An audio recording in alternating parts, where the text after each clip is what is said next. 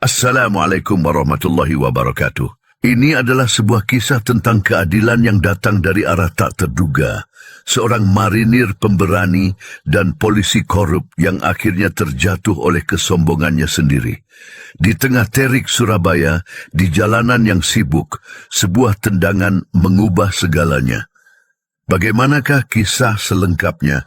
Mari kita simak bersama. Jalan Raya Darmo di Surabaya dikenal sebagai salah satu jalur sibuk yang tak pernah sepi dari aktivitas. Di antara lalu lalang kendaraan, sosok Bribtu Jamin sering terlihat berdiri di tepi jalan dengan seragam coklatnya yang sudah agak kusam. Perutnya yang buncit menonjol di balik ikat pinggang yang nyaris tak mampu menahan celananya, sementara matanya yang kecil dan tajam selalu mengincar pengendara yang lewat. Ia bukan penegak hukum yang disegani, melainkan predator berkostum yang mencari mangsa. Setiap hari, Jamin punya ritual yang sama, menghentikan pengendara dengan alasan sepele. Mulai dari lampu sein yang dianggap kurang terang, plat nomor yang terlihat miring, hingga helm yang tidak sesuai standar, semua hanya dalih untuk memeras. Tangannya yang gemuk sudah terlatih mengeluarkan buku tilang, tapi ujung-ujungnya selalu berakhir dengan permintaan uang damai. Warga sekitar sudah hafal polanya, tapi tak ada yang berani melawan. Mereka tahu, melawan polisi seperti Jamin hanya akan berujung masalah lebih besar. Korupsi sudah mendarah daging dalam diri Jamin. Uang hasil tilangan palsu itu ia gunakan untuk berfoya-foya, minum di kafe mahal, membeli rokok impor, atau bahkan mengunjungi tempat hiburan malam. Ia tak peduli dengan tangisan korban yang ia rugikan, asalkan kantongnya terus terisi. Sikapnya yang arogan semakin menjadi-jadi, seolah jalanan itu adalah kerajaannya sendiri. Namun, di balik keangkuhannya, Jamin sebenarnya adalah pria pengecut. Ia hanya berani menindas mereka yang ia anggap lemah, pekerja harian, anak muda, atau wanita yang sendirian. Ia tak pernah menarget pengendara yang terlihat berwibawa atau berseragam TNI maupun Polri. Itulah strateginya, memilih korban yang diyakininya tidak akan melawan. Tapi suatu sore, kesombongannya akan berbalik menghancurkannya. Winnie bukanlah wanita biasa. Di balik penampilannya yang stylish dan tubuhnya yang ramping, tersembunyi jiwa pejuang yang terlatih. Sebagai marinir TNI AL, ia terbiasa dengan disiplin tinggi dan fisik yang tangguh. Namun, di hari liburnya, ia lebih suka tampil santai, menikmati kehidupan kota seperti perempuan muda kebanyakan. Hari itu, ia memilih outfit yang nyaman, namun tetap chic. Crop top lilac berbahan rib yang menampakkan sedikit perutnya yang rata, dipadankan dengan celana pendek olahraga putih dan cardigan light cream oversized yang dikenakan terbuka. Rambutnya yang panjang terurai alami, hanya ditata sedikit agar tidak mengganggu pandangannya saat berkendara. Di pergelangan tangan kirinya, tergantung band fitness tracker yang mencatat setiap detak jantung dan langkahnya. Winnie memang dalam perjalanan ke gym favoritnya, tempat ia biasa melepas penat sambil menjaga stamina. Meski sedang bebas tugas, tubuhnya tetap terlatih, refleksnya masih setajam pisau. Matahari sore mulai merendah ketika Winnie melaju di Jalan Darmo. Angin berhembus perlahan menerpa kardigannya, menciptakan kesan santai namun elegan. Ia tidak terburu-buru, menikmati perjalanan dengan musik lembut dari earphone nirkabelnya. Wajahnya yang tirus dengan senyum tipis menunjukkan kepercayaan diri alaminya. Tak ada yang mengira bahwa di balik penampilan kasualnya tersimpan kemampuan bela diri mumpuni dan mental baja. Namun, ketenangannya tak berlangsung lama. Dari kejauhan, sorot mata tajam Bribtu Jamin sudah mengincarnya. Si polisi korup itu menganggap Winnie sebagai target empuk, wanita muda dengan penampilan modis yang diyakininya tidak akan melawan. Ia sama sekali tidak tahu bahwa kali ini ia telah memilih lawan yang salah. Surabaya sore itu terasa terik. Udara lembab menempel di kulit seperti lapisan tak kasat mata. Jalan Raya Darmo dipadati kendaraan yang bergerak perlahan. Sesekali terdengar klakson tak sabar dari pengemudi yang ingin cepat sampai tujuan. Di antara kerumunan itu, Winnie melaju dengan tenang, tangannya memegang setang motor dengan mantap. Matanya sesekali melirik GPS di ponselnya, memastikan ia tidak melewati tempat gym yang dituju. Di sisi jalan, Bribtu Jamin berdiri dengan pose khasnya, tangan di pinggang, dada sedikit membusung, seolah ingin menunjukkan wibawa yang sebenarnya tidak ia miliki. Keringat mengalir di dahinya yang lebar, seragamnya terlihat kusut dan bau rokok masih melekat di bajunya. Matanya yang kecil terus memindai setiap pengendara, mencari siapa yang bisa ia jadikan sasaran hari ini. Ketika pandangannya menangkap sosok Winnie, bibirnya menyunggingkan senyum licik. Winnie awalnya tidak menyadari bahwa ia sedang diamati. Pikirannya masih terfokus pada rencana latihan nanti. Mungkin ia akan mencoba rutin baru di treadmill atau angkat beban ringan. Namun naluri tajamnya tiba-tiba bergetar ketika ia melihat sosok polisi di depan mengangkat tangan, memerintahkannya berhenti. Ia mengerem perlahan, mencoba membaca situasi. Ada sesuatu dalam tatapan Jamin yang membuatnya tidak nyaman. Sekilas keserakahan dan niat jahat yang tersembunyi di balik senyum palsunya. Winnie menarik napas dalam, bersiap menghadapi apapun yang akan terjadi. Ia tidak tahu bahwa sore ini akan menjadi titik balik bagi Bribtu Jamin, dan mungkin bagi seluruh warga yang sudah muak dengan kelakuannya. Bribtu Jamin melangkah mendekati Winnie. Dengan langkah berat, sepatu bootnya berdebu menyeret aspal panas. Tangannya sudah menggenggam buku tilang, jarinya yang gemuk siap mencoret-coret denda fiktif. Matanya menyapu tubuh Winnie dari kepala hingga kaki, menilai penampilannya seolah sedang menghitung potensi uang yang bisa ia peras. Senyumnya mengembang, yakin bahwa wanita berkulit kuning langsat ini hanyalah salah satu korban tak berdaya yang akan menuruti permintaannya. Dengan suara serak penuh kesombongan, ia mulai menggerakkan tangannya, menunjuk ke arah motor Winnie, seolah menemukan kesalahan teknis. Gerakannya berlebihan, seperti sedang memeragakan drama hukum yang hanya ada di kepalanya. Winnie mengamatinya dengan tenang, alisnya sedikit terangkat.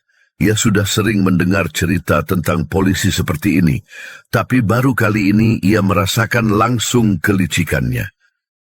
Jamin mengeluarkan pena dari saku dada, memutarnya di antara jari jemari yang kotor oleh nikotin. Ia mengetuk-ngetuk buku tilang dengan penuh percaya diri, seolah sudah memenangkan permainan. Di kepalanya, skenario sudah jelas. Winnie akan ketakutan, lalu menawarkan sejumlah uang agar tidak ditilang. Ia bahkan sudah membayangkan akan meminta nomor teleponnya sebagai jaminan. Tapi ia tak menyadari bahwa tatapan Winnie mulai berubah dari bingung menjadi dingin, lalu mengeras seperti baja. Udara di sekitar mereka terasa semakin panas, bukan hanya karena terik matahari, tapi juga karena ketegangan yang mulai memuncak. Beberapa pengendara melambatkan laju kendaraannya, penasaran dengan apa yang terjadi. Jamin tidak peduli. Ia terlalu fokus pada mangsanya, tidak menyadari bahwa kali ini dialah yang sedang diamati. Jamin mulai kehilangan kesabaran ketika Winnie tidak segera menuruti skenarionya. Ia menyeringai, lalu dengan sengaja mengeluarkan kata-kata kotor yang merendahkan. Matanya yang kecil menyipit, menatap Winnie seolah ia bukan lebih dari sekadar objek. Gerakannya semakin agresif. Jari telunjuknya hampir menyentuh bahu Winnie. Napasnya yang bau rokok mengepul di udara. Ia pikir, dengan intimidasi, wanita ini akan menyerah. Winnie berdiri sangat tegak. Bahunya tidak lagi santai. Otot-otot di lengannya mengencang, tapi ekspresinya tetap terkendali. Ia membiarkan Jamin terus berbicara, mendengar setiap penghinaan yang dilontarkan, termasuk sindiran bahwa penampilannya seperti wanita penghibur. Kata-kata itu seperti percikan api di tumpukan bahan bakar.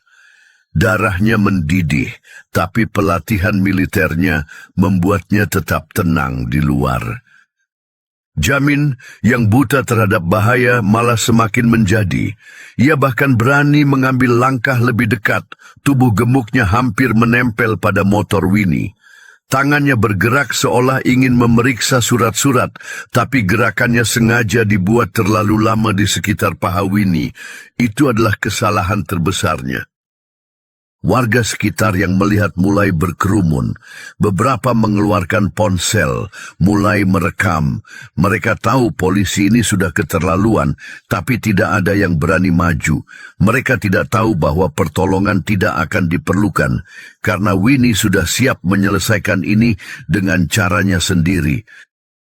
Ada momen ketika kesabaran seseorang mencapai titik puncak. Bagi Winnie, itu adalah detik ketika Jamin dengan sengaja menyentuhnya. Api kemarahan yang selama ini ditahan tiba-tiba meledak. Matanya yang tadinya tenang berubah tajam, seperti pedang yang baru saja dikeluarkan dari sarungnya. Napasnya pendek, tapi bukan karena takut, melainkan karena adrenalin tempur yang mulai mengalir deras. Jamin baru menyadari perubahan itu ketika ia melihat sorot mata Winnie. Tiba-tiba, wanita yang ia anggap lemah ini memancarkan aura yang sama sekali berbeda, seperti singa betina yang siap menerkam. Kakinya refleks mundur selangkah, tapi sudah terlambat. Winnie tidak lagi berdiri pasif. Tubuhnya sudah dalam posisi sempurna, berat badan bertumpu pada kaki kanan, sementara kaki kirinya siap melesat. Seluruh pelatihan bela dirinya, taekwondo, teknik marinir, latihan tempur, semua berkumpul menjadi satu dalam kepalanya. Ini bukan lagi tentang tilang atau uang. Ini tentang harga diri, tentang keadilan, tentang memberi pelajaran pada pria brengsek yang mengira seragamnya membuatnya kebal. Udara di sekitar mereka seakan membeku. Pengendara yang lalu lalang berhenti sejenak, bahkan suara klakson pun hilang. Semua mata tertuju pada dua figur ini, polisi gemuk yang tiba-tiba terlihat sangat kecil, dan wanita muda yang sekarang memancarkan kekuatan mematikan. Gerakan itu datang begitu cepat. Satu tendangan lurus tepat ke dada Jamin, dikeluarkan dengan presisi dan kekuatan penuh. Tendangan taekwondo itu mendarat dengan sempurna, mengirim gelombang kejut ke seluruh tubuh polisi korup itu. Jamin tidak sempat mengangkat tangan untuk melindungi diri. Matanya membelalak, mulutnya terbuka lebar, tapi tidak ada suara yang keluar. Dampaknya langsung terasa. Tubuh gemuk Jamin terlempar ke belakang, seperti boneka kain. Ia jatuh telentang di aspal, napasnya terengah-engah. Wajahnya memerah, tangannya mencengkram seragam di dada, seolah mencoba menahan rasa sakit yang menyebar. Ia tidak bisa bergerak, tidak bisa bicara, hanya bisa terkapar, menatap langit dengan pandangan kosong. Winnie tidak memberikan tendangan kedua. Ia berdiri tegak, menarik napas dalam, lalu mengatur kardigannya yang sedikit terlepas. Gerakannya tenang, terkendali, seolah baru saja menyelesaikan latihan rutin. Tidak ada kemarahan lagi di wajahnya, hanya ketegasan. Ia melihat ke sekeliling, menyadari bahwa sekarang puluhan orang mengarahkan kamera ponsel ke arahnya. Tapi yang paling memuaskan adalah ekspresi warga sekitar. Beberapa tersenyum, ada yang mengangguk-angguk, bahkan ada yang bertepuk tangan pelan. Mereka tidak takut pada Winnie, mereka menghormatinya.